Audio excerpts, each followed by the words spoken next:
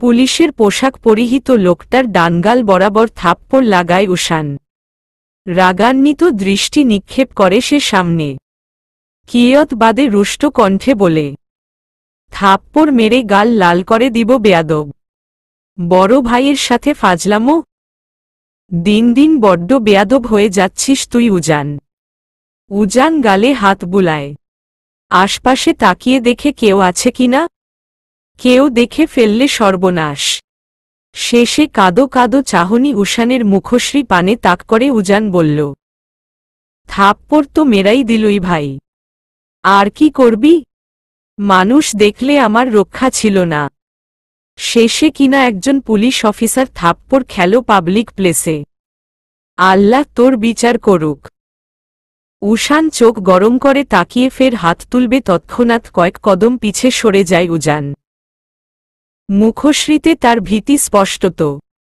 গাল থেকে হাত সরিয়ে ভয়ার্ত কণ্ঠে বলল, আর কত মারবি ভাই? সরি তো, মজা করেছি একটু। আর জীবনেও এমন করব না, সত্যি বলছি। উজানের বলার ধরন দেখে খিলখিল করে হেসে উঠল মীরা। উষান তখন শান্ত হয়ে ফোনে দৃষ্টি ফেলেছে। মনোযোগ তার সম্পূর্ণ মুঠোফোনে। গুরুত্বপূর্ণ ইমেইল এসেছে, তাই দেখছে সে। উজান তখন বাকহারা। ভাইয়ের পিছনে বসে থাকা মেয়েটাকে দেখে সে বাক্রুদ্ধ।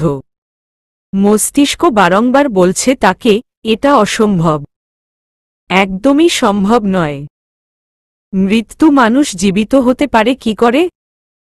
উজান পুলিশ অফিসার হওয়া সত্ত্বেও এই লহমায় ভীতিগ্রস্ত হয়ে পড়ে। কাপা পায়ে সে মীরার নিকট এগিয়ে যায়। মীরাকে পরখ করে আমতা স্বরে বলে, আপনি? ভাই ইনি? মীরা নিশ্চুপ হয়ে যায়। উজানের কথা বলার ধরন তাকে উদ্বিগ্ন করে তুলছে। উজান এভাবে ভয় কেন পাচ্ছে তাকে দেখে? কাঁপছে কেন? মীরা চিন্তিত কণ্ঠে বলল, আপনি ঠিক আছেন ভাইয়া? এভাবে কাঁপাকাঁপি করছেন কেন? উষান মীরার কথা শুনে ফোন থেকে নিজের দৃষ্টি সরিয়ে নেয়। উজানের দিকে তাকাতেই তার কপালে বলিরেখার উৎপত্তি হল। বিরক্তি নিয়ে বলল, কি সমস্যা তোর? উজান ধাতস্থ করে নিজেকে। ভাইয়ের সামনে এভাবে উদ্ভট আচরণ করা যাবে না, ধরা পড়ে যাবে তাহলে। তার সকল প্রশ্নোত্তর এখন ফারদিনই দিতে পারবেন। পকেট থেকে রুমাল বের করে ললাটে জমা নিজের ঘামের মৃদু কণা মুছে ফেলে উজান। অধর কোণে কৃত্রিম হাসির প্রলেপ টেনে বলে, কিছু না ভাইয়া। আচ্ছা এই মেয়েটাকে? মীরা, মাহদি আঙ্কেলের মেয়ে। অহ, আমি যাচ্ছি ভাইয়া, আমার কাজ আছে একটু। উজান এক প্রকার পালিয়ে নিজের জিপে উঠে বসে। তার হাত পা এখনো কাঁপছে। কি মুশকিল! এভাবে থানায় গেলেও হাজারটা প্রশ্নের সম্মুখীন হতে হবে তাকে। তাই উজান ঠিক করল আগে দাদুর কাছে গিয়ে পাই পাই করে সব প্রশ্নের উত্তর নিবে, তারপর থানায় যাওয়া যাবে। জিপ স্টার্ট দিয়ে ক্ষণেই অদূরে চলে যায় উজান। উষান তীক্ষ্ণ চাহনি নিক্ষেপ করে সবকিছু পর্যবেক্ষণ করল। উজানের আচরণ মোটেও স্বাভাবিক ঠেকল না তার নিকট। নিশ্চয়ই কিছু হয়েছে। উষান বাইক স্টার্ট করতেই মীরা ঝুঁকে পড়ে সামনের দিকটায়। নিজেকে চটপট সামলে নিয়ে ঠিকমতো বসতেই আবারও একই কাজ পুনরায় ঘটল। ভাঙা এলেমেলো রাস্তা দিয়ে বাইক চলাতে পড়তে নিয়ে নিজেকে কোনোরকম টিকিয়ে রেখেছে মীরা নিজ স্থানে। উষান পুরো ঘটনা লুকিং মিরর দিয়ে দেখে তাচ্ছিল্যের হাসি দেয়। মেয়েটা জেদি বটে, যা বলে তাই করবে। সানহের শেষ প্রহর। কিয়ৎ বাদে মেদিনীতে যা একটু রশ্মি অবশিষ্ট আছে তাও আধারের মাঝে বিলীন হয়ে যাবে। নামবে ঘোর অন্ধকার। পূর্ণিমার দেখা নেই বেশ কয়েকদিন। তাই সানহের প্রহরের ইতি ঘটতেই সবকিছু ধু ধু আধারে ছেয়ে যায়। কুয়াশায় ঢাকা আশপাশ। চারপাশের দানব আকৃতির দালানগুলো কুয়াশার আবরণে ঢাকা পড়ায় তাদের দেখা মিলে না রাতে। রাস্তার এদিক ওদিক ঘুমিয়ে থাকা কুকুর, বিড়ালের দল এখন আশ্রয় নিয়েছে মাঠের শেষ প্রান্তের জঙ্গলে। উষ্ণতা পাওয়ার তাগিদে ভোরে শিশির পড়ার আগেই তারা ছুটে অন্যত্রে। সবেমাত্র গোসল করে বেরিয়েছে মীরা। এতে করে বেশ কয়েক বকা দিয়েছে রুহি। মীরা ভাবান্তরহীন রুহির কথায়। রুহি তা দর্শন করে দীর্ঘ নিঃশ্বাস ফেলে। মেয়েটা এত শুচিবাই ধরনের। সামান্য ধুলো লাগায় এই হাড় কাঁপানো শীতে ঠান্ডা পানির ছোঁয়া লাগিয়েছে। তাও আবার সেই কখন? সন্ধ্যায়। বারান্দায় দাঁড়িয়ে ব্যস্ত ভঙ্গিতে চুল ঝাড়ছে মীরা। শ্যাম রাঙা গাল, নাক লালচে হয়ে রয়েছে। ইতিমধ্যে বেশ কয়েকটা হাঁচি দিয়ে তার এই হাল। হাতের তোয়ালে রেলিংয়ে রেখে তড়িৎ বেগে রুমে ছুটে আসে মীরা। কম্বল টেনে হাতে বই নিয়ে বসতেই কোথা থেকে রুহি ছুটে আসে। তার মুখশ্রীতে উচ্ছ্বসিত আভাস। মীরা ভ্রুকুটি কুঁচকে বলল, কি ব্যাপার? এত খুশি কেন তুই? আন্টি, আঙ্কেল বিয়ে ঠিক করেছে নাকি? রুহি গমগম সুরে বলল, আরে মহিলা না, 5 তলার সেই হ্যান্ডসাম ছেলেটা আসছে। উফ, আমি তো দেখেই লজ্জায় দৌড়। তোর আত্মীয় হয় না? আমার সাথে সেটিংস করাই দেবন। ট্রিট দিব তাইলে। মীরা তার কুচকানো ভ্রু জোড়া আরও কুচকে নেয়। উষান এসেছে, তাও এই সময়ে? এই লোকটার আর আসার সময় হল না? রুহির উষানকে নিয়ে দেখানো উচ্ছ্বসিত ভাবটা মীরার কাছে বিরক্তির ন্যায় লাগল। ওই লোকটার জন্য এতটা খুশি হওয়ার কি আছে? লজ্জাও বা পাওয়ার কি আছে? আশ্চর্য তো। মীরা বলল, কেন এসেছে? কি জানি, বলল তোকে ডেকে দিতে। যেয়ে দেখ কি বলে। মীরা বিরস গলায় বলল, আমি এই মুহূর্তে কোথাও যাচ্ছি না। তুই গিয়ে উষানকে বলবি আমি ঘুমিয়ে পড়েছি, এখন উঠব না ঘুম থেকে। চলে যেতে বল গিয়ে। রুহি তার নেত্রযুগল বড় বড় করে বলল, কিন্তু তুই তো ঘুমাসনি।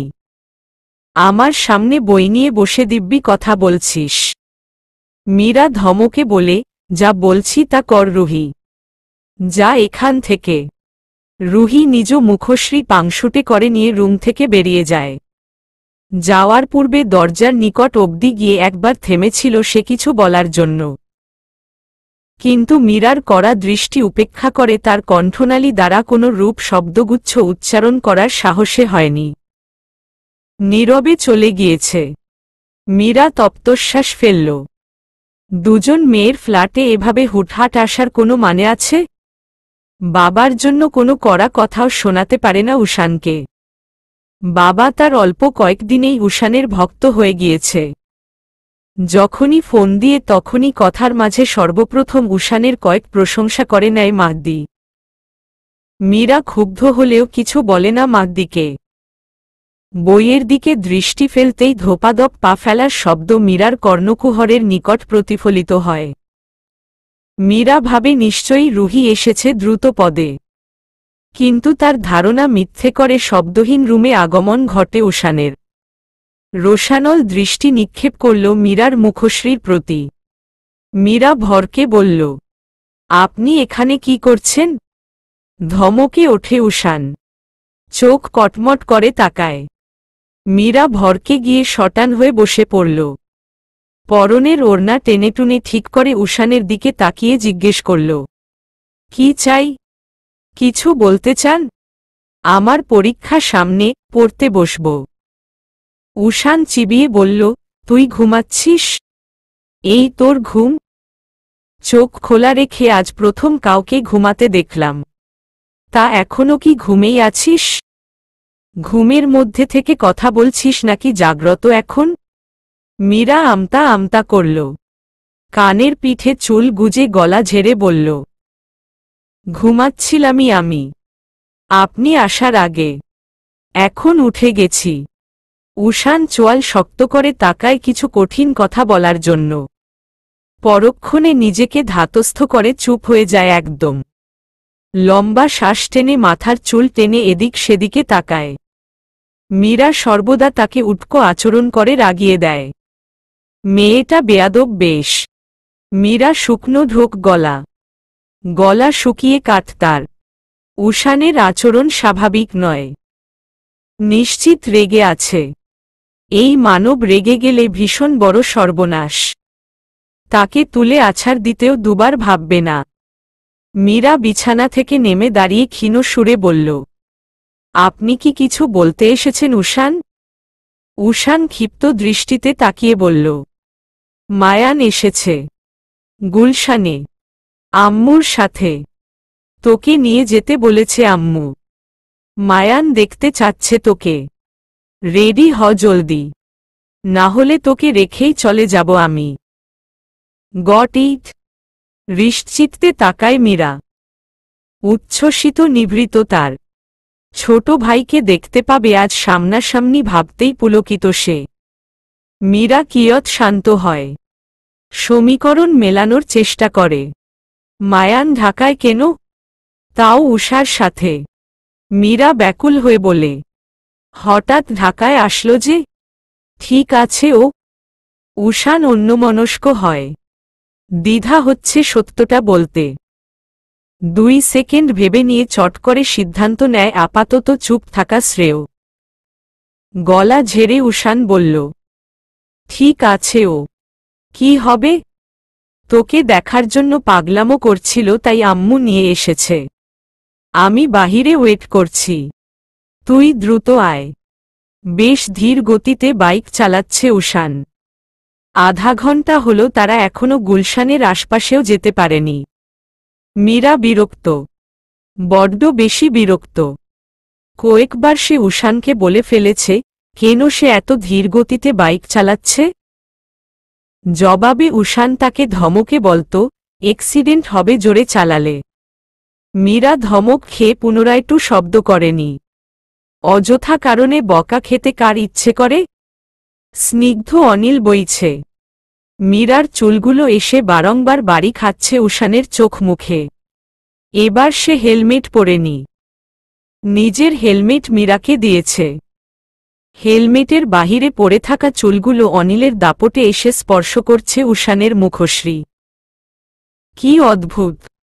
এতে উষান বিন্দু মাত্র বিরক্ত হচ্ছে না। বকা অথবা ধমকও দিচ্ছে না সে মীরাকে। বরঞ্চ সে নিশ্চুপ, মৌন। ইচ্ছে করেই ধীরে চালাচ্ছে বাইক। উষান লুকিয়ে মিররে মীরার বিরক্তিমাখা চেহারায় চাহনি ফেলে বলল, আমার মন বারংবার বলছে তুমি সে নও। কিন্তু দাদুর কথার ধাঁধায় পড়ে তোমাকে তার থেকে আলাদাও করতে পারছি না।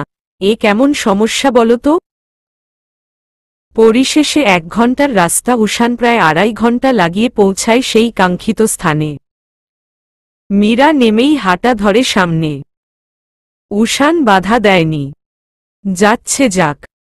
অনেকক্ষণ এমনিতে আটকে রেখেছে। এবার বাধা দিতে গেলে দেখা যাবে এই রাস্তার মাঝেই তাকে থাপ্পড় মেরে বসবে। পাবলিক প্লেসে থাপ্পড় খেলে মানসম্মানের 12টা বাজবে নিশ্চিত। মীরা দ্রুত হাঁটতে দেখে উষান পেছনে হতে চেঁচিয়ে বলল, আস্তে যা মীরা, পড়ে যাবি নয়তো। উষানের কথা মীরা শ্রবণ করল বলে মনে হল না। সে নিজস্ব গতিতে পা ফেলে হাঁটছে। তপ্তশ্বাস ফেলে নিজ কাজে মনোযোগী হয় উষান। ফ্ল্যাটের সামনে এসে ফ্ল্যাট তালাবদ্ধ দেখে ভ্রুকুটি কুঁচকে নিল। সঙ্গে সঙ্গে ঘাড় বাঁকি এসে পেছনে তাকায়। উষান হেলতে দুলতে আস্তে আস্তে হেঁটে আসছে। মীরা ধৈর্যহীন হয়ে পড়ে উষানের নিকট দৌড়ে গিয়ে বলল, ফ্ল্যাটে তালা দেওয়া যে? বাসার সবাই কোথায়? উষান ভাবলেশহীন গলায় জবাব দেয়, হসপিটালে হয়তো। হসপিটালে কেন? পরবর্তীতে উষান যেই শব্দগুচ্ছগুলো নিজ অধর জোড়া দ্বারা উচ্চারিত করল সেই শব্দফালিগুলো বিষাক্ত তীরের মতন মীরার হৃৎপিণ্ড স্পর্শ করল।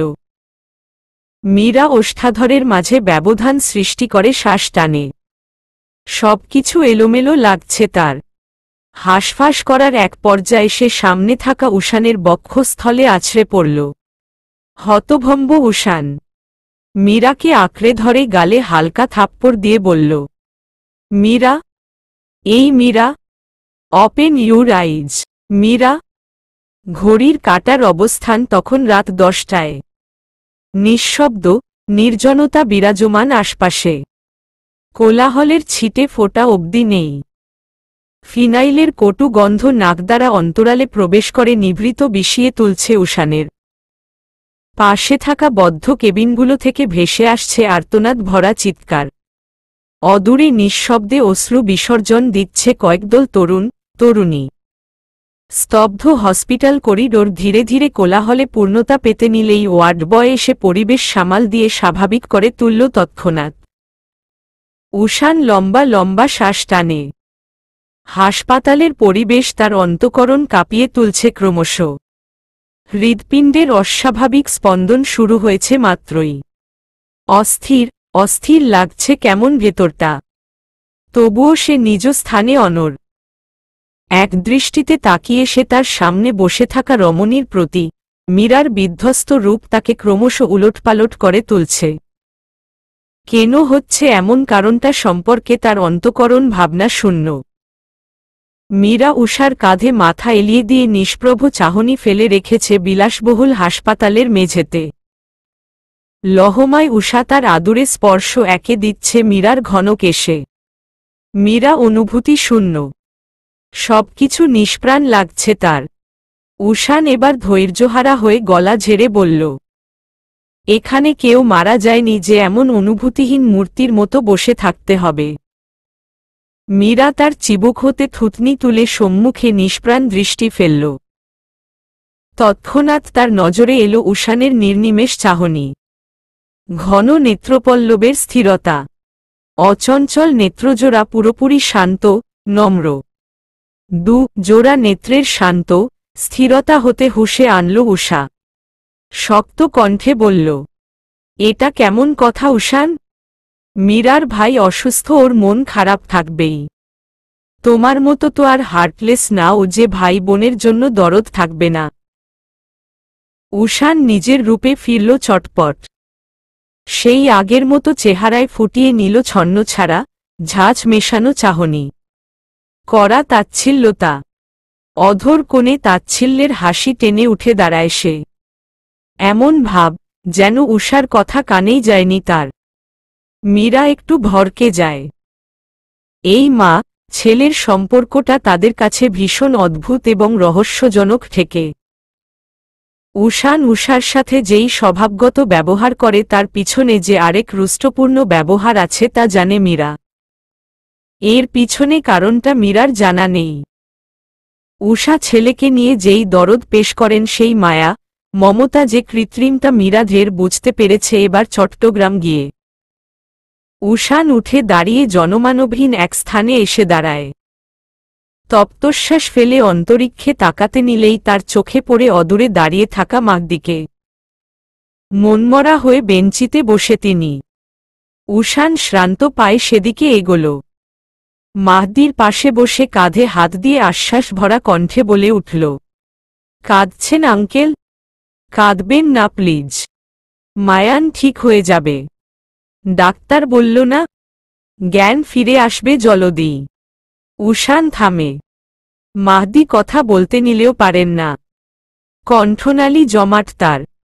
আদরের ছেলের এই অবস্থার জন্য সে নিজেকেই দায়ী করেন। মায়ান কাল দুপুরে স্কুল থেকে ফিরে বন্ধুদের নিয়ে সাইকেল নিয়ে বেরিয়েছিল। সাইকেল চালিয়ে রোডে আসতেই পিছন থেকে গাড়ি এসে ধাক্কা দেয় সজোরে। মুখ থুবড়ে মাটিতে পড়ে লালচে রক্ত দ্বারা আশপাশ রাঙায়িত করে। হাসপাতালে নেয়ার পর প্রাথমিক চিকিৎসায় মোটামুটি ভালো হওয়ার পর মায়ান জেদ ধরে মীরার কাছে ফিরবে। তার জেদের কাছে হেরে মাহদি উষার সাথে ঢাকা আসে। ঠিক সেখানেই বিশাল বিপত্তি। সবেমাত্র হাসপাতাল থেকে রিলিজ পাওয়া মায়ান ভ্রমণ পথেই মাত্রাতিরিক্ত অসুস্থ হয়ে পড়ে। রক্তবমি করে সেই যে জ্ঞানশূন্য হয়ে পড়ে আছে। ঢাকায় এসে তাকে হাসপাতালে ভর্তি করার পরও একই অবস্থা। জ্ঞান ফিরেনি। ডাক্তার বলেছে দ্রুতই জ্ঞান ফিরে আসবে। মাহদি অপরাধী কণ্ঠে বলল, মীরার কাছে আমি মুখ দেখাই কি করে বলো তো বাবা? মেয়েটা আমার ছোট হওয়া সত্ত্বেও মায়ানকে কত সুন্দর করে সামলেছে, আগলে রেখেছে। আর আমি বাবা হয়ে কতটুকুই বা করতে পারলাম সন্তানের জন্য। মীরা মায়ানকে নিয়ে একটু বেশিই পজেসিভ মেবি। ওকে অনেক ভেঙে পড়তে দেখলাম। মীরা মায়ানের প্রতি বহু আগ থেকেই ভীষণ ফুরবল। মায়ানকে জন্ম দিতে গিয়ে যখন আফরা মারা গেল সেদিন থেকেই মীরা শক্ত হয়ে পুরো পরিবার সামলাল। মায়ানকে কোলেপিঠে করে মানুষ করল। একদম ছোট সময়ে মায়ান যখনই কান্না করে দিত তখন মীরাও কান্না করত। মায়ানের জ্বর আসলে মীরার মায়ানের চিন্তায় আরও বেশি জ্বর আসত। মায়ানের কিছু হলে নিজেকে সামলাতে পারে না মীরা। একদম ভেঙে পড়ে বাবা। উষান নিঃশব্দে দীর্ঘ নিঃশ্বাস ফেলল। বলে উঠল, চিন্তা করবেন না আঙ্কেল। আপনার এই অবস্থা হলে মীরা, মায়ান তো আরে ভেঙে পড়বে। টেনশন ফ্রি থাকুন। আপনার হার্টের সমস্যা আছে, ক্ষতি হবে তো। মাহদি ঘাড়ের স্থিরতা হতে গতি প্রদান করে সায় জানায়। উষান স্বভাবগত হুটহাট হাসতে জানে না, তবুও কোনোরকম কৃত্রিম হাসির রেশ অধর কোণে ঝুলিয়ে উঠে দাঁড়িয়ে মাহদির দৃষ্টিসীমার বেশ খানিক দূরে চলে যায়। শীতল রজনী। রজনী গহীনের রূপ নেয়ার সঙ্গে সঙ্গে শীতের প্রবণতা যেন হুড় হুড় করে বেড়ে দ্বিগুণে পরিণত হল। হাসপাতালের ওয়েটিং রুমে বসে মীরা শীতে প্রকোপে ঠকঠক করে কাঁপুনি দিচ্ছে। কিন্তু তার মুখশ্রীতে ভাবলেশহীনতা বজায়। সেই আগের মতোই খোলা জানালার নিকট বসে কেঁপে যাচ্ছে।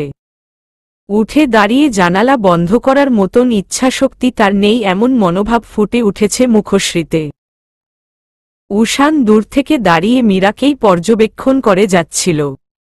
বিরক্তিমাখা দৃষ্টি তার। মাহদি বারবার করে বলেছিল একটু মীরাকে চোখের সামনে রাখতে, অথচ তাকে ফিরে যেতে হতো তার কর্মস্থলে। কোনোমতে আজকের রাতটা সে ম্যানেজ করেছে। উষান বিতৃষ্ণায় ওষ্ঠাধর আকৃতির ন্যায় করল। লম্বা লম্বা পা ফেলে সে এগিয়ে গিয়ে মীরার পাশে থাকা জানালা দুটো ঠাস ঠাস শব্দে বন্ধ করতেই মীরা কেঁপে উঠল কিয়ৎ। হকচকিয়ে বলল, এমন করছেন কেন? আস্তে বন্ধ করুন। উষান নিরুত্তর। পরনের কালচে জ্যাকেট নিজের গা থেকে খুলে মীরার হাতের দিকে ছুঁড়ে ফেলে বলল, উইদাউট এ ওয়ার্ড। দ্রুত জ্যাকেট পর মীরা। মীরা তার অধৈর্যরা প্রসারিত করে কিছু বলবে তার পূর্বেই উষান চোখ গরম করে তাকায়। ইশারায় বলে বিনা বাক্যে চটপট জ্যাকেটটা পরতে। মীরা প্রথমত ইতস্তত বোধ করল। অতঃপর বিনা বাক্যে উষানের কথা অনুযায়ী জ্যাকেট পরে নিল। শীত শীত লাগছে প্রচণ্ড। নতুবা অন্য সময় হলে সে এই জ্যাকেট উষানের চেহারার বরাবর ছুঁড়ে মারত। উষানের অন্তঃকরণ ও নড়বড়ে হল। তারা মেয়েটা আজ এত শান্ত, এত পরিবর্তন তার মাঝে। ভাইয়ের চিন্তা মীরাকে তাহলে এতটা কাবু করে রেখেছে। উষান নিঃশব্দে বসে পড়ল মীরার পাশে। আখি যুগল বন্ধ করে মাথা এলিয়ে দিল তুলতুলে সোফার একাংশে। হাতজোড়া ভাঁজ করে বক্ষস্থলের নিকট গুটিয়ে নিল। ক্লান্ত লাগছে ভীষণ। ঘুমাতে পারলে শান্তি মিলত। কিন্তু মীরা, তার পাশে বসা ছটফটে স্বভাবের মেয়েটা কখন কি করে বসে তার কোনো ঠিক আছে? মাহদি তাকে ভরসা করে দায়িত্ব দিয়ে গিয়েছে। দায়িত্বে হেলা ফেলা করা উষানের পছন্দ নয়। রাত 2টার দিকে জ্ঞান আসলো মায়ানের। মাহদি এবং মীরার উপচে পড়া খুশির জোয়ার। ছেলেকে বুকে জড়িয়ে মেয়ের মাথায় স্নেহের হাত বুলিয়ে মাহদি চলে যান সেই রাতেই। উষাও চলে গিয়েছে। রয়েছে শুধু উষান, মীরা আর মায়ান। মায়ানকে সকালবেলা হাসপাতাল থেকে রিলিজ দেয়া হবে বলে জানিয়ে দিয়েছে হাসপাতাল কর্তৃপক্ষ। ডাক্তারের আদেশ অনুসারে আজ রাতটা হাসপাতালে থাকতে হবে মায়ানের। মায়ানের পাশে আধশোয়া হয়ে একধারে কথা বলে যাচ্ছে মীরা। মায়ানও বোনকে পেয়ে আপ্লুত বেশ। সেই যে অসুস্থ তার ধ্যান মাত্র নেই। উষান আওর চোখে পরখ করে নিল দুজনকে। শেষে ছোট্ট করে শ্বাস ফেলে সোফায় বসে ফোনে ব্যস্ত হল। কিয়ৎ বাদে মায়ান উঁচু কণ্ঠে বলল, উশান ভাইয়া, এদিকে আসো তো একটু। উশান ফোনে কথা বলছিল। মায়ানের কথায় সে তার হাতের দুটো আঙুল দেখিয়ে ইশারায় বলল, 2 মিনিট অপেক্ষা করতে। শেষে 2 মিনিটের জায়গায় দীর্ঘ 20 মিনিট কথা বলার পর উশান এসে বসল মায়ানের পাশে। শার্টের কলার ঠিক করতে করতে বলল, হেই চ্যাম্প, ফিলিং বেটার নাও? মাথা ব্যথা করছে নাকি? মায়ান বাচ্চাসুলভ হাসল। মায়ানের কেন যেন উশানকে বড্ড বেশি ভালো লাগে। উশান তার কাছে ম্যাজিক্যাল পারসন। ম্যাজিকের মতো কিভাবেই যেন তার সকল দুঃখ চট করে অনিলে মিশিয়ে উধাও করে দেয়। মায়ান একগাল হেসে বলল, একটুও মাথা ব্যথা করছে না, কিন্তু পিঁপড়ার কামড় দেয়ার মতো একটু ব্যথা করছে। মায়ানের কথা এবং বলার ভঙ্গি দেখে উশান, মীরা দুজনেই কিঞ্চিত হাসে। মায়ান তার প্রিয় দুজন ব্যক্তিকে একসাথে হাসতে দেখে নিজে বিশ্বজয়ের হাসি দিয়ে খিলখিল হাসিতে ফেটে পড়ে।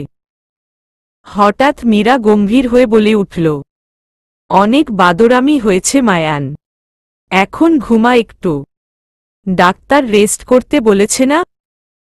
মায়ান বিজ্ঞদের মতো মাথা নাড়ল।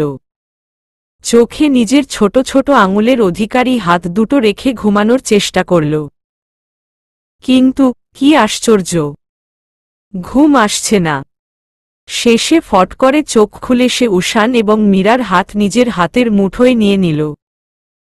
ঘটনায় আকস্মিক উশান বিছানায় শুয়ে পড়তে বাধ্য হয়, সাথে মীরাও। মায়ান ফতাফত চোখ বন্ধ করে বলল, আমি তোমাদের দুজনের হাত এভাবে ধরেই ঘুমাবো, নয়তো আমার ঘুম আসবে না। উশান, মীরা দুজনেরই চোখে তুমুল অস্বস্তির দেখা মিলল। তবুও হাত ছাড়ানোর চেষ্টা করল না কেউই। ডাক্তার মায়ানকে ঘুমাতে বলেছে, এখন হাত সরিয়ে ফেললে ঘুম থেকে উঠে যাবে সে, তখন আবার ঘুম পাড়ানো কঠিন হয়ে পড়বে। মীরা কণ্ঠের খাদ নামিয়ে বলল, আপনি বালিশে মাথা দিয়ে একটুখানি শুয়ে থাকুন, ওর ঘুম গাঢ় হলেই উঠিয়েন। উশান মীরার কথা পালন করল। বালিশে মাথা দিয়ে তাকায় মায়ানের পানে। মীরা ক্লান্ত হয়ে নিজের শরীর এলিয়ে দেয় তুলতুলে বিছানায়।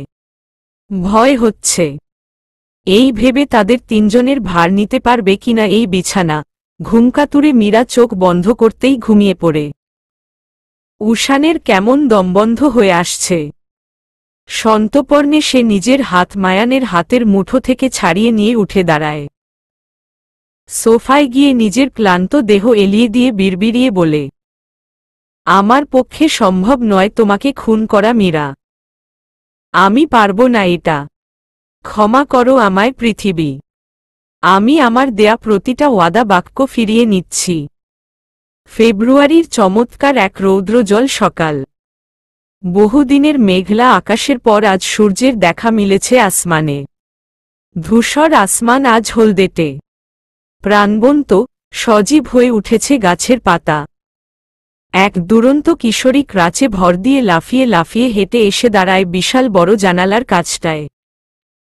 জানালা সম্পূর্ণ কাচের। বাহিরের দৃশ্য স্পষ্টত দৃশ্যমান হল কিশোরীর চক্ষু সম্মুখে। হাসল সে, প্রাণোচ্ছল হাসি। তার মিষ্টি মূর্হতে ব্যাঘাত ঘটাতে হাজির হয় এক তরুণী। সে দরজা সশব্দে খুলে কর্কশ কণ্ঠে বলল, তুর্সি, হোয়াট আর ইউ ডুইং দেয়ার? তারার কর্কশ কণ্ঠে কেঁপে উঠে পিছনে তাকায় তুর্সি। গলা ভেদ করে ওষ্ঠাধর প্রসারিত হয়ে বেরিয়ে আসে তার জোরাল দীর্ঘ নিঃশ্বাস। দুদিকে মাথা এলিয়ে হতাশা প্রকাশ করে। শেষে নিরাশ গলায় বলে, কিছুই না। কি বলবে বলো? তারা নিজ মুখশ্রীতে বিরক্তি ফুটিয়ে তুলল। ঠোঁট বাঁকিয়ে শুধাল, ঢাকা থেকে ফ্লাইট লেফটেন্যান্ট আসছে এখানকার এয়ারফোর্স ট্রেনিং ক্যাম্পে ট্রেনিং দিতে। তাদের ওপর কেউ হামলা করার প্ল্যান করেছে। সেটা খুঁজে বের করো কে করেছে এই প্ল্যান।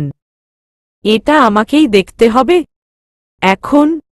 ভাঙা পা নিয়ে সিআইডি অফিসার তুমি, তা বোঝাই যায় না। এসব কি ধরনের কথা? তুমি করবে না তো কে করবে? এই দায়িত্ব তোমার ওপর আরোপ হয়েছে। তারা লম্বা কদম ফেলে চলে যায়। তুর্সী তা দেখে বক্র চাহনি ফেলল সম্মুখে।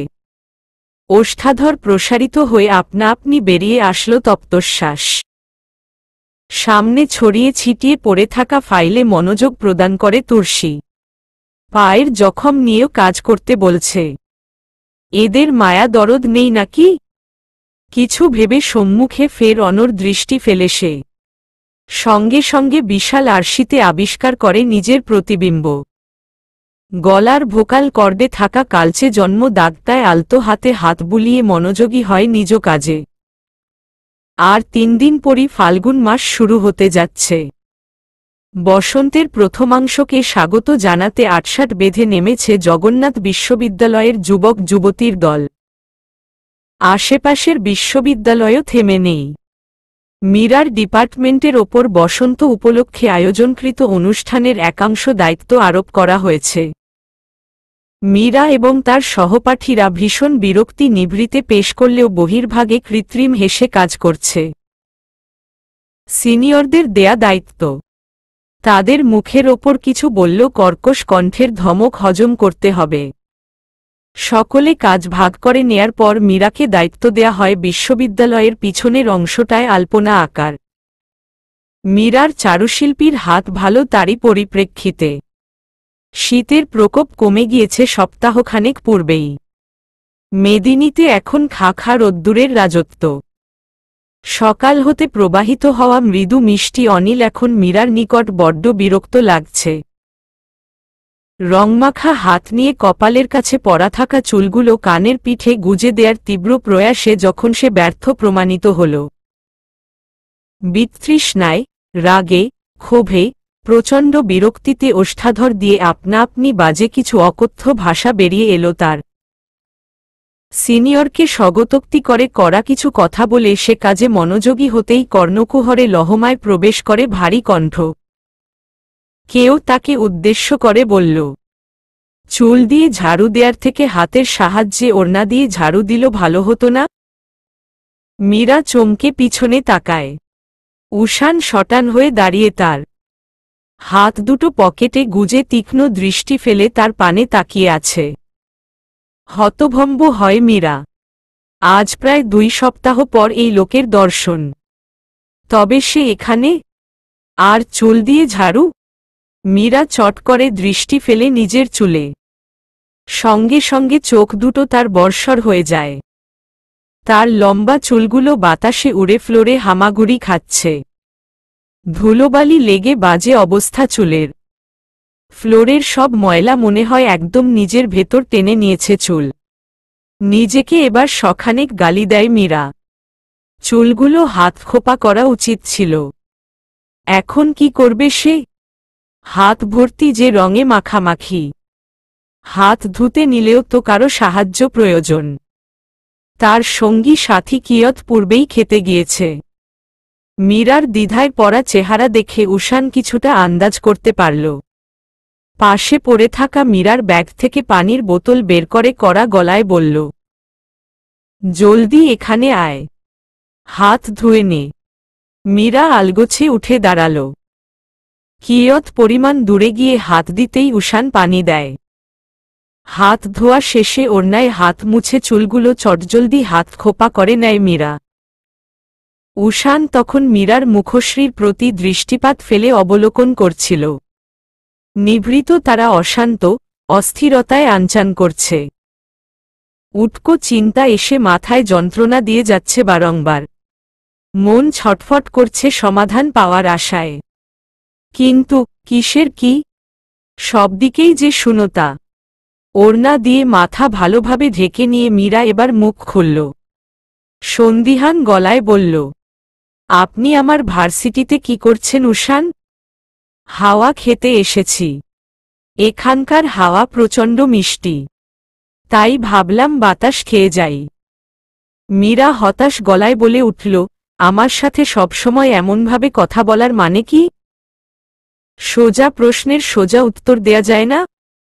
উষান চিবিয়ে বলল, তো এমন ভিত্তিহীন প্রশ্ন করিস কেন? এখানে এসেছি নিশ্চয়ই কোনো কাজ আছে তাই। মীরা জোরাল শ্বাস ফেলল। কেন যে সে এই লোকটার সাথে কথা বলতে যায়? উষানের সাথে কথা বলাই মানে মাথা নষ্ট। লম্বা কদম ফেলে মীরা সামনে এগোল। আপাতত আলপনার কাজ শেষ, বাড়ি ফিরতে হবে। উষান তার আলসেমি নিয়ে মৃদু শব্দে বসে পড়ে সেখানেই হাঁটু ভাঁজ করে। মীরার ওড়নার শেষ অংশ ধরে টান দেয় আলতো হাতে। বাধা প্রদান করে মীরার চলে যাওয়া থেকে। ভীষণ বিরক্তি নিয়ে পিছনে ঘুরে মীরা চটে গিয়ে বলে, কি সমস্যা? অসভ্যদের মতো ওড়না টানাটানি করছেন কেন? উষান নরম সুরে বলল, পাশে একটু বসো মীরা, কথা আছে। না, আপনার আমার সাথে কোনো কথা নেই। থাকতে পারে না, যে কাজে এসেছেন তা করুন যান। মীরার তেজি কণ্ঠ রাগে দাঁতে দাঁত লেগে ঘর্ষণ সৃষ্টি করছে। রোদের প্রখরতা থাকতেও কেমন বড় বড় চোখে তাকিয়ে আছে উষানের পানে। উষান ভরকাল না, স্বাভাবিক নম্র সে। ওড়না ছেড়ে দিয়ে কণ্ঠের খাদ নামিয়ে বলল, তোর কি কোনো যমজ বোন ছিল মীরা, যার ভোকাল কর্ডে কালচে ক্ষতের মতো জন্মদাগ আর চোখের পাশে তিল ছিল? ললাটে সূক্ষ্মরেখা ফেলল মীরা। উদ্বিগ্নতা, কয়েক প্রশ্নমাখা মুখশ্রী নিয়ে বসল উষানের পাশে। কণ্ঠ তীক্ষ্ণ করে বলে উঠল, হঠাৎ এসব জানতে চাচ্ছেন কেন বলুন তো? মতলব কি আপনার? হাস্যজল প্রকৃতির উষান আচানক গুরুগম্ভীর রূপে নিজেকে আবৃত করে নিয়ে বলল, আমার উত্তরটা আগে দে মীরা। উহু, আমার কোনো যমজ বোন নেই। আমরা এক ভাই এক বোন, মায়ান আর আমিই শুধু। তবে? উষান নড়েচড়ে বসে বলল, তবে আমার খালাতো বোন তুর্সী।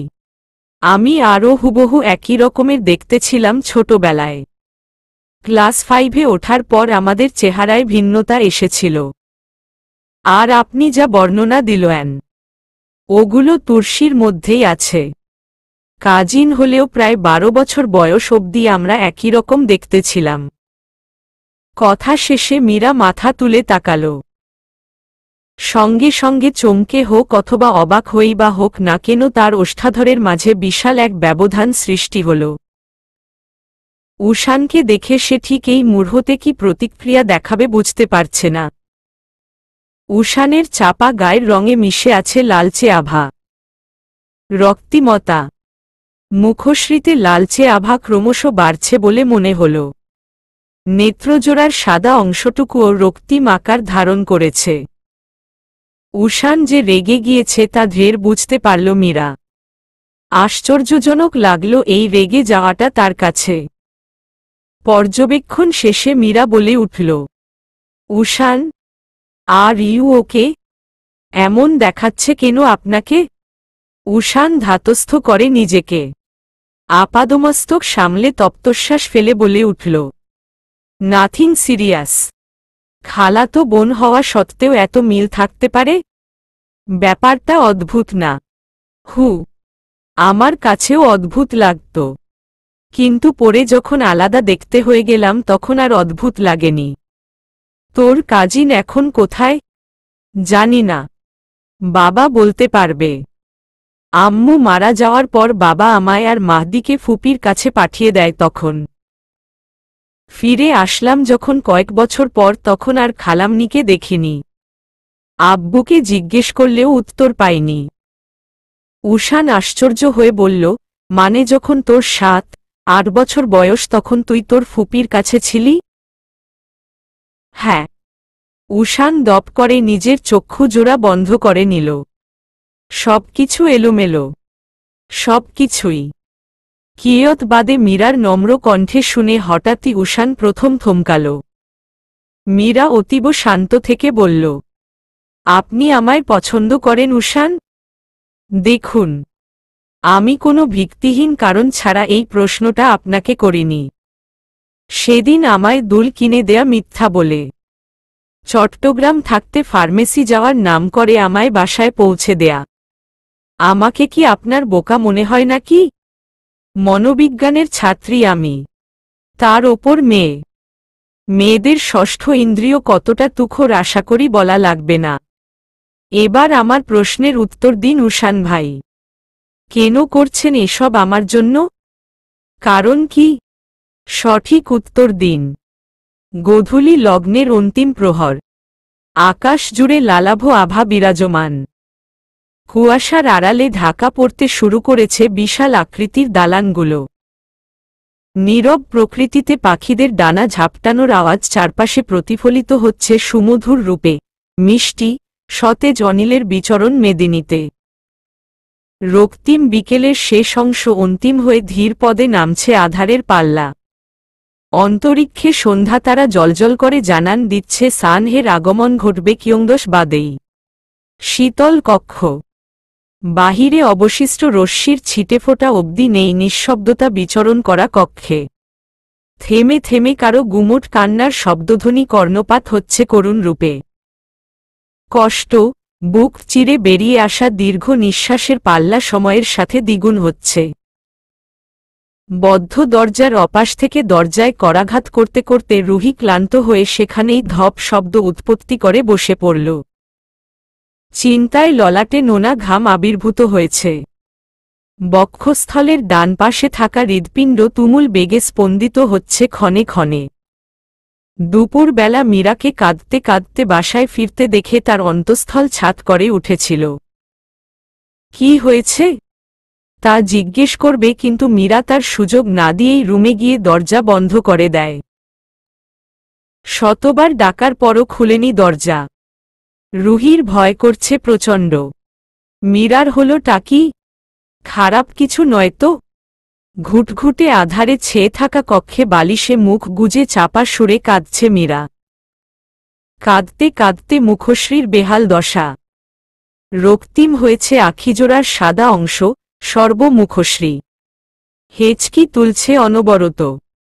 হাঁচি দিয়ে ফেলেছে ইতিমধ্যে বেশ কয়েকটা।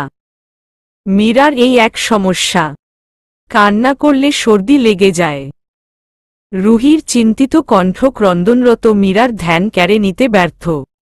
ইহজগৎ এর কোনো ধ্যান আপাতত মীরার মধ্যে নেই। সে ব্যস্ত নিজ ভাবনা জগতে। বিশ্ববিদ্যালয় ক্যাম্পাসে বলা উষানের প্রতিটি বিষাক্ত তীরের ন্যায় বাক্য অনবরত তার হৃৎপিণ্ড এবং মস্তিষ্কে সুচালো আঘাত করছে। ক্যাম্পাসে উপস্থিত থাকাকালীন মীরা যখন অতীব উত্তেজনা নিয়ে প্রশ্ন ছুড়ে দিয়েছিল তখন উষানের করা প্রত্যুত্তর ছিল এরূপ। দেখ মীরা, এটা সম্পূর্ণ তোর ভুল ধারণা। আমি তোকে ভালোবাসি না, এসব করেছি নিজ দায়িত্ব থেকে। সেদিন রাতে ফার্মেসি যাওয়ার নাম করে তোকে বাসায় পৌঁছে দেয়া, এইটা আমি বিবেকবোধ থেকে করেছি। অত রাতে একা যাওয়াটা রিস্কি। তারপর কানের দুল কিনে দেয়াতে যেই রিজনটা আমি দেখিয়েছিলাম সেটা একদম সত্যি। তুই চাইলে খোঁজ নিয়ে দেখতে পারিস। ক্লিয়ার করতে পেরেছি? এসব ভাবনা কখনোই মাথায় আনবি না। অ্যাটলিস্টও আমাকে ঘিরে তো অবশ্যই না। এতটুকু বার্তা মীরার অন্তঃকরণে অশান্ত ঝড় তুলতে সক্ষম হয়েছিল। কোনোমতে সেখান থেকে টলতে টলতে নিজের বাসায় এসে ঘরবন্দি করে নিয়েছিল নিজেকে। চেষ্টা করেছিল বোঝার কেন সে এতটা কষ্ট পাচ্ছে, কেন ওই ছন্নছাড়া ব্যক্তির জন্য তার মন অনলে দহন হচ্ছে। পরিশেষে দীর্ঘ 1 ঘণ্টার মাত্রাতিরিক্ত চিন্তা ভাবনায় মীরা আবিষ্কার করল সে উষান নামক খামখেয়ালি পাথর মানবটাকে একটু একটু করে এই 2.5 মাসে নিজ অন্তরালের এক বিশাল জায়গায় স্থান দিয়ে ফেলেছে। তার নিভৃতের এক স্থান জুড়ে দখলদারত্ব করে বসে আছে উষান রেজওয়ান। মীরার সবচেয়ে ঘৃণিত বস্তু প্রণয়, প্রেম আজ তার সর্বাঙ্গ জুড়ে রাজত্ব করছে। ব্যাপারটা হজম করা ভীষণ কষ্টসাধ্য। তারই পরিপ্রেক্ষিতে এই দীর্ঘক্ষণ ক্রন্দনের মেলা বসেছে। নেত্রকোনা অশ্রু দ্বারা সিক্ত হচ্ছে বারংবার। দরজার নিকট আবারও করাঘাত। ভরাট কণ্ঠস্বর। মীরা এবার এই কণ্ঠ শ্রবণ করল। কর্ণকুহরে তার ঝঙ্কার তুলল। মস্তিষ্ক বলছে তার কাঙ্ক্ষিত সেই ব্যক্তির আগমন ঘটেছে। এসেছে সে। ভাবনায় ছেদ পড়ে কর্কশ ধ্বনি কর্ণপাত হওয়ার পর দরজার অপাশ থেকে উষান উচ্চ স্বরে বলে উঠল, তুই যদি এখন দরজা না খুলিস মীরা, আমি এই দরজা এক্ষুনি ভেঙে ফেলব। মীরা ত্রস্ত পায়ে উঠে দাঁড়ায়। আশ্চর্য তো, রাগ তো তার দেখানোর কথা, উল্টো এই ব্যক্তি কোথা থেকে উড়ে এসে ফের তার ওপর অধিকার ফলাচ্ছে। মীরা দ্রুত হাতে দরজার নবে মোচড় দিয়ে লক খুলে ফেলল। তৎক্ষণাৎ অপাশ হতে দরজা ধাক্কা দিয়ে প্রবেশ করে সেই দাম্ভিকতা নিয়ে চলা মানুষটা। বাদামি মুখটায় রুস্থতা বিরাজমান। মীরা শুষ্ক ঢোক গিলল। এই লোক এত রেগে কেন? উষান তড়িৎ বেগে হেঁটে জানালায় এঁটে দেয়া মোটা শুভ্র রঙের পর্দাগুলো এক টান দিয়ে সরিয়ে ফেলে। বারান্দার দরজা দ্রুত হাতে খুলে ক্ষান্ত হয়ে তপ্তশ্বাস ছাড়ল। মীরা উষানের থেকে দৃষ্টি সরিয়ে দরজার বাহিরে তাকায়। রুহি কোমরে হাত দিয়ে কটমট দৃষ্টিতে তাকিয়ে আছে। মীরা তার পানে দৃষ্টিপাত ফেলতেই রুহি রুষ্ট কণ্ঠে বলল, আমি 1 ঘন্টা ধরে তোরে ডাকতেছি, আমার ডাক তো গেল না তোমার কানে। উষান ভাই আসতে না আসতেই দরজা খুলে ফেললি? মীর জাফরের ভাগ্নি, তোরে তো আমি খুন করব আজ। বাচালের মতো পকপক কম কর। আমি এমনিতে আরো কয়েক ঘন্টা পর দরজা খুলতাম। উষানের কথায় দরজা না খুললে সে বাবার কানে কথা লাগাতো, তখন বাবা চিন্তা শুরু করত। বাবা এমনিতেই হার্টের পেশেন্ট, চিন্তা করলে অনেক সমস্যায় পড়ত। রুহি কিছু বলার জন্য ওষ্ঠাধর প্রসারিত করতেই রুমের ভিতর হতে উষান হাঁক ছেড়ে মীরাকে ডাক দেয়। রুহি একবার রুমে উকিঝুঁকি দিয়ে শেষে মীরার পানে তাকিয়ে চিবিয়ে বলল, একবার উষান ভাই যাক, তারপর দেখিস তোরে আমি কি করি। শব্দ করে পা ফেলে রুহি রুমের সামনে থেকে চলে যায়। তপ্তশ্বাস শ্বাস ফেলে মীরা ওড়না টেনে রুমে প্রবেশ করে। ঘুটঘুটে আধারে নিমজ্জিত রুমটা এখন রশ্মির ঝলকানিতে ঝলমল করছে, যদিও বাহিরে রশ্মির ধাপ প্রায় শেষ। কিন্তু কৃত্রিম রশ্মির সাহায্যে রুম এখন সম্পূর্ণ আলোকিত। উষান তার হতে 3 ফুট দূরে দাঁড়ানো। মীরা পদচারণ থামিয়ে জিজ্ঞেস করল, আপনি হঠাৎ আমার ফ্ল্যাটে কেন এসেছেন?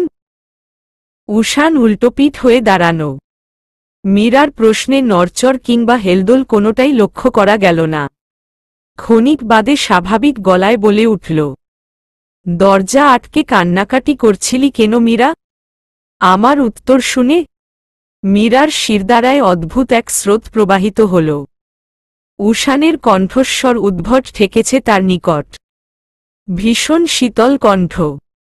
আক্ষেপ, ক্ষোভ, রাগ সবকিছু যেন স্বাভাবিক থেকে নম্রভাবে প্রকাশ করছে। নিজেকে সামলে নিয়ে মীরা প্রত্যুত্তর করল, আপনার উত্তর শুনে কি আদৌ আমার কান্নাকাটি করার কথা? প্রশ্নটা বেখাপ্পা লাগল না আপনার? প্রশ্ন নয়, তোর উত্তর বেখাপ্পা। তোর চোখ স্পষ্টত সকল উত্তর দিচ্ছে আমায়। তোর চেহারা আমায় বলে দিচ্ছে তোর অন্তরালের অপ্রকাশিত কথা। মীরা ধরা খেয়ে ইতস্তত বোধ করল। তার এই এক বিরাট সমস্যা, কোনো কিছু সঠিক সময়ে গোপন করতে পারে না। মুখ বন্ধ রাখলেও চেহারায় ফুটে উঠে তার মনোকথা। উষান পিছনে ফিরল এবার। মীরার মুখশ্রীর প্রতি সচেতন চাহনি তার। অশ্রুকণা শুকিয়ে গালে দাগ বসে গিয়েছে। চেহারা বলে দিচ্ছে আসল সত্যিটা। তার অন্তঃকরণ একটু অস্থিতিশীল হয়ে উঠল। মীরা এগোল উষানের সন্নিকটে গিয়ে। হঠাৎ করেই নিজের আসল সত্তা, রূপ, কাঠিন্যতা ফেলে ঠোঁট ভেঙে হু হু করে কেঁদে উঠল।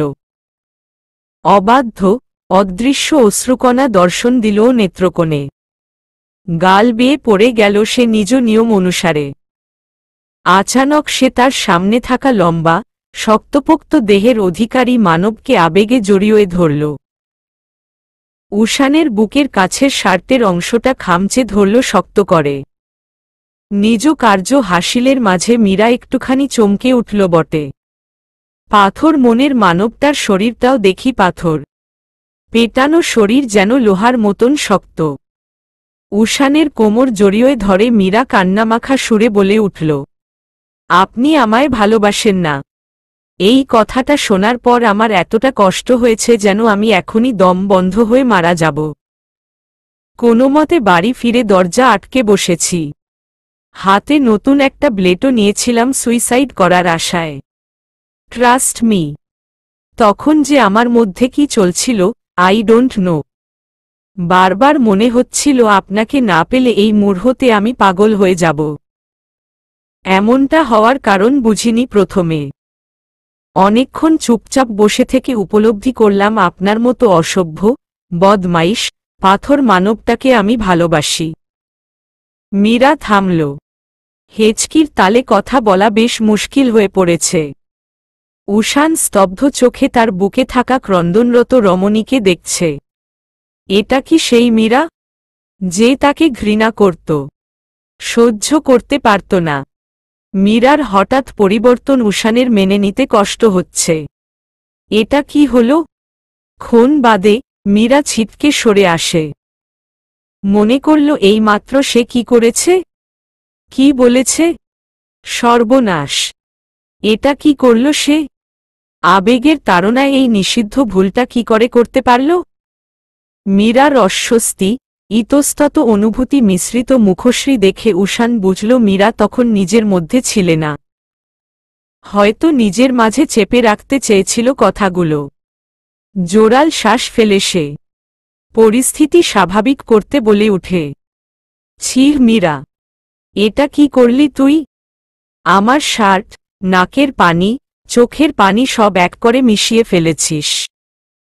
ধর এটা, সকাল আমাকে শার্টটা ধুয়ে বাসায় দিয়ে আসবি। উষান তার পরনের শার্ট মীরার সামনেই খুলে ফেলল।